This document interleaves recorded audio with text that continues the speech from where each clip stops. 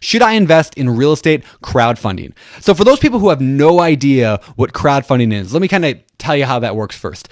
So a lot of people know crowdfunding for the topic of like Kickstarter or GoFundMe. Those are generally the more popular crowdfunding platforms, but those aren't not real estate crowdfunding. That's just where people come together and they fund something. Like, have you guys watched the video on solar freaking roadways? It's like this cool like invention where they're gonna like make roads like solar panels that like both light up and they melt snow and they produce more energy than our world could ever use. And like, it's a cool idea, right? So they put this on Kickstarter or one of the, Indiegogo or one of those crowdfunding sites to raise money for it, and everyone kind of chips in. So that's what most people think of when they think of the crowd and crowdfunding. That is not what we're talking about today, but it is kind of related. And so in real estate crowdfunding, the same idea is lots of people get together and their goal is to invest in real estate. They're going to fund a real estate together, hence the name crowdfunding. Get it? The crowd is funding it. And so, you got a property that's worth, the purchase price is $100,000.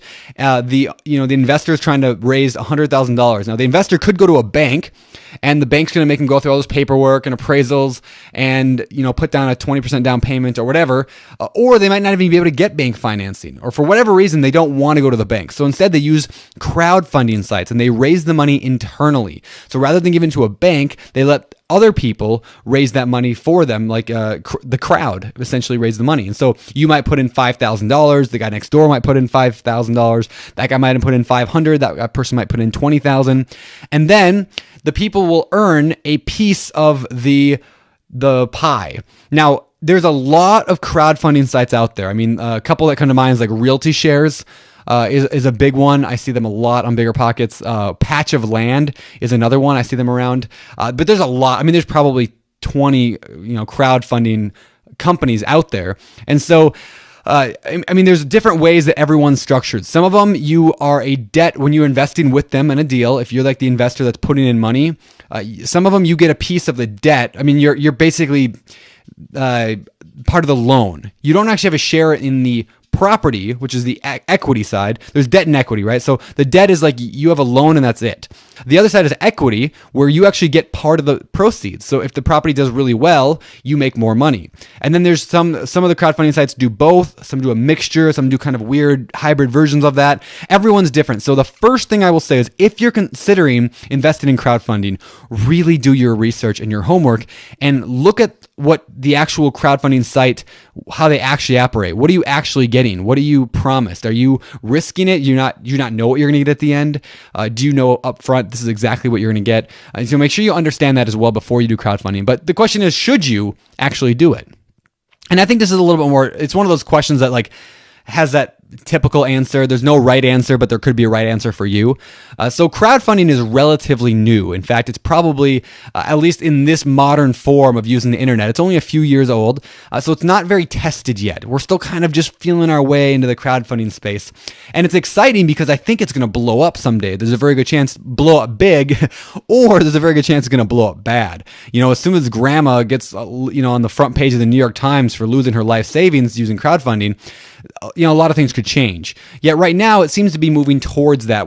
Towards the increasement, if that's a word, I'm going to make that up. Increasement, strategery. We're going to make up that. I mean, that's where we're moving towards, is more crowdfunding. And so, I like the idea of crowdfunding quite a bit. I just get to sit at home and check online my stats and see how I'm doing. It's very similar to stock market investing, right? It's hard to know exactly whether or not you should or not. I mean, you're not guaranteed to make any money no matter what. You're not guaranteed to do it. It is an investment. It is risky. However, I don't think it's a bad idea to balance your portfolio. If you're going to invest in multiple things, like you got some of your money in real estate, some over here in stocks, why not put some in crowdfunding that's right in the middle? I don't have any problem with that. However, if you do, just make sure that you actually look at the deals yourself as well. I don't like to trust anybody. I have a hard time trusting other people with my money because I don't think anybody cares as much about my money as I care about my money, right? So like, I would want to look at the deal. I'd want to go to their webinars. They usually have webinars and things like that with crowdfunders, and I'd want to learn all about it and then decide for myself, would I invest in this deal if I were the principal, the guy who's actually buying it? Would I have done this deal? If not, then I probably wouldn't want to pitch my money in on it. I'd also want to know, how secure am I in investing in that? Am I going to lose, am I going to make money before he makes money, the owner, or am I the last to get paid, first to get paid? I want to make sure that I get my money most likely. And then I'd want to know what kind of return that they're expecting. But at the same time, I'm not investing a lot of my cash. And honestly, I'd rather do that than stick it in the stock market, because I understand real estate.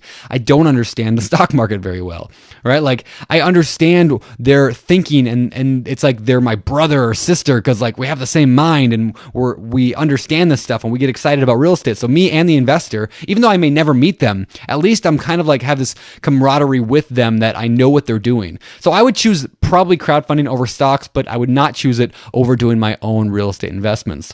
A couple more things. If you are going to go with crowdfunding, I would make sure you get some recommendations from other people who have crowdfunded with them. I would probably be a little bit cautious about crowdfunding with a brand new company. That would just make me nervous. Until it's got like a tested history of successful deals, I would be very nervous. So I'd want us to work with an established company, get recommendations, and then monitor the legislation as it changes. Just keep an eye on that. Are things getting better or worse? What kind of returns are you getting? Make sure you track that. Make sure you keep the company that's going to be crowdfunding for you, keep them accountable to what they said. Are they doing what they actually say they're going to do? That way you can at least make sure your money is kept a little bit more safe than if you're just handing it to a stranger hoping that they do a good job. So with that, we're going to get out of here. Today's success quote comes from Florence Nightingale, who said, "I attribute my success to this. I never gave or took any excuses." I never gave or took any excuses. I love that. So with that, let's get out of here.